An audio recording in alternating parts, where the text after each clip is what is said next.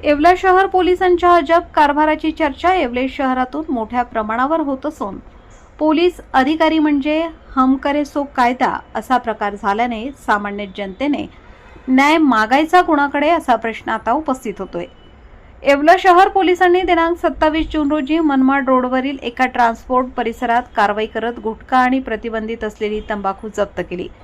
या कारवाईत शहर पोलिसांनी 2 तरुणांविरोधात अन्न सुरक्षा व मानके कायदा 2006 प्रमाणे कारवाई केली असली तरी प्रत्यक्षात पुसटची कल्पना नसलेला रिक्षाचालक साद शकील शेख हा केवळ ट्रान्सपोर्ट परिसरात भाडेतत्वावर गेला होता। मात्र पोलिसांनी असली मुजरीम सोडून त्यालाच बळीचा बकरा बनवल्याचे पोलिसांच्या कारवाईवर प्रश्नचिन्ह उपस्थित होते।